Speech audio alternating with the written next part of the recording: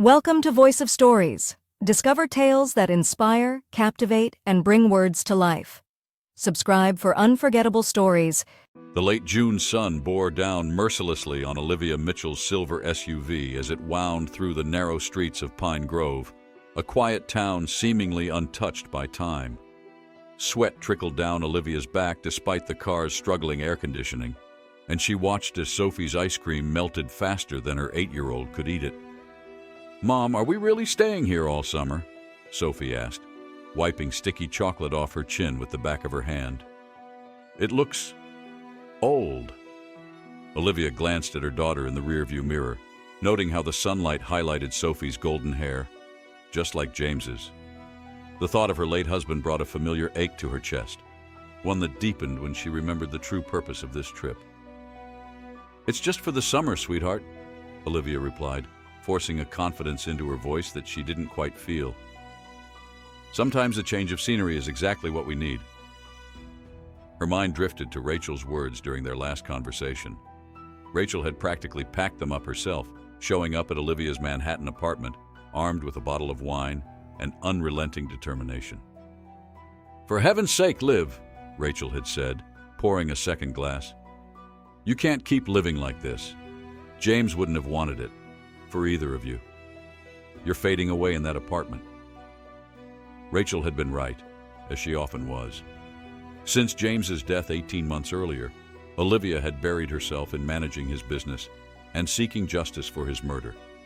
His death, a hit-and-run no one believed was accidental, had left a gaping void. Even the conviction of James's business rival hadn't brought her peace. Then, while packing, she had found his journal, tucked in the back of his desk. Each page revealed his relentless search for his father, George Winters, a man wrongfully imprisoned years ago and swallowed by the system. The last entry mentioned Pine Grove. "Look, Mom!" Sophie's excited voice pulled Olivia from her thoughts. "There's a river and rope swings.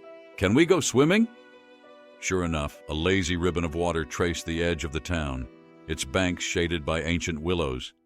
Children splashed and laughed in the shallows, a scene straight out of a Norman Rockwell painting. "Maybe tomorrow, honey," Olivia said, her voice softening. "Let's get settled first." As they drove through the heart of Pine Grove, Olivia took in the charming blend of old and new. The courthouse stood stoic in weathered red brick, while the grocery store gleamed with fresh paint and modern doors. A group of elderly men outside the hardware store raised their hands in greeting as the unfamiliar car passed. "They seem friendly," Sophie observed, waving back. "Not like home where nobody looks at anybody." "That's small-town life for you," Olivia said with a faint smile. "Everyone knows everyone." "Then maybe it'll be easier to find Grandpa George," Sophie said brightly. "Someone here must know him, right?" Olivia hesitated, her heart heavy. "Maybe, sweetheart. But remember what we talked about? It's been a long time. He might not go by that name anymore." Sophie frowned thoughtfully. "Because of the bad people who framed him?" "That's right," Olivia said. "Sometimes people need a fresh start. They change their names, their whole lives." They turned onto Paradise Lane, where their rental house waited at the end. Its white clapboard siding begged for a fresh coat of paint, but the wide porch was welcoming. "It's quaint," Olivia murmured, parking the car. "It's awesome," Sophie declared, unbuckling her seatbelt. "Can I pick my room first?"